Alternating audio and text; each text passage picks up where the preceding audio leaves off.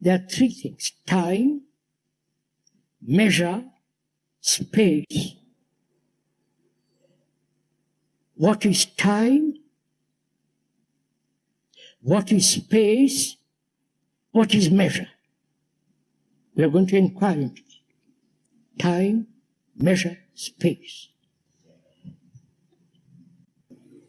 Psychological time we are talking about, not the chronological time by the watch, or you can't stop the sun from setting, rising.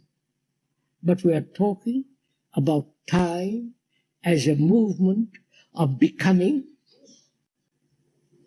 or being, or climbing, or expanding. Right? Time, which is part of evolution. The psychological evolution. The biological evolution has almost come to an end for man. Right? Obviously. He is not going to develop a fourth arm or third arm or something or other. So, we are talking about psychological time, the time as hope, as something that has happened yesterday or last year, and that memory of it is time. The repetition of it is time. The endeavor to escape from it is time. You follow me? To suppress it, to do something about it, all that involves time. And where are the people ask, not only the writers, the scholars who have written volumes about time and all the rest of it, and also the ancient Hindus have asked this question, whether time has a stop so that a new movement can take place. Not imaginary, not fanciful, not romantic, all that kind of stuff, but actually psychological time coming to an end. Right? That's one question. The other is measure. The whole technological world is based on measurement. If you had no measurement, there would be no technology. Measurement, according to a ruler, or measurement by thought, and so on. Measurement. This measurement has become necessary to build an airplane, even to have this tech.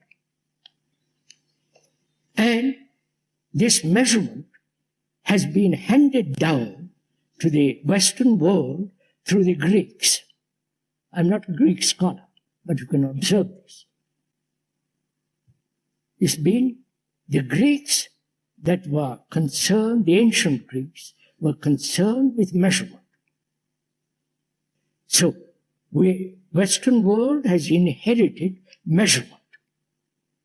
Measurement not only technologically, measurement comparing one painter against another painter, one poet against another poet, one sculptor, Mr. Moore, against the other, right?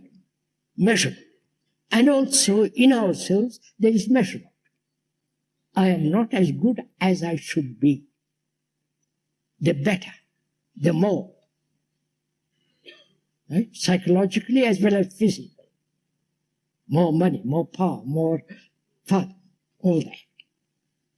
To have more money, more power, and more fun. That's part of measurement. And we are always comparing psychologically. There is the great teacher, and I am not. I compare myself, and eventually I'm going to get where he is. And also, space. Psychologically, as well as physically, we have very, very little space. Especially as you observe this, when you go into crowded towns, cities, And in overpopulated countries like India, enormous crowds. You have no concept. And naturally, they live in narrow streets, live in small houses, physically. You know, naturally, there's always a battle going on for space, physical space. For God's sake, move over into that corner. Don't crowd me. And also psychologically, that is, in consciousness, we have very little space. It's crowded. Right? It's crowded with our knowledge,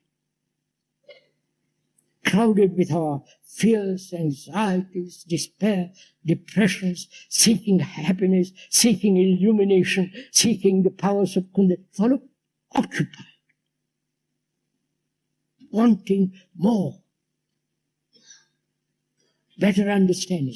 Greater power. I'll fast. I'll have more energy, fasting. Physically, you follow? Always occupied.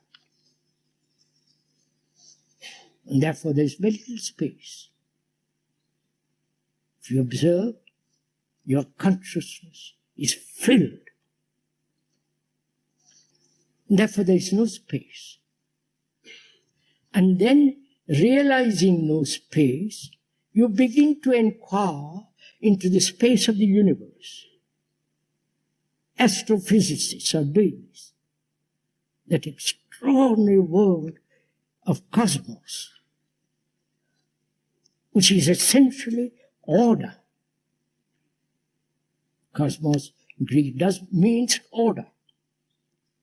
The scientist whose brain is limited because of his knowledge, because of his conditioning with his relationship with another, his drink, his desire for more power, more money, more status, more publicity, you follow? And that little brain is inquiring into something immeasurable and translating what they see through telescopes into mathematical problems. So, if you observe, there is no sense of stopping time, psychologically. There is no ending of measurement. Right? We're always measuring, always looking to the future. Better government,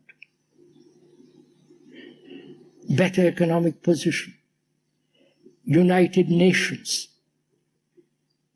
The very idea, United Nations, think of this. Tribalism uniting, how can they? Don't. So, knowing all this, we're asking whether time, measurement, have a stop. That is essentially, is there a stop to thinking? Because time is thought. Time is movement. Today, tomorrow, yesterday, time is movement. And time is also chronological, it's movement. Thought is a movement, right? So, thought is the movement of time. Thought is time. And we are asking, is there a stop to time and to thought? Or is man everlastingly condemned to this movement?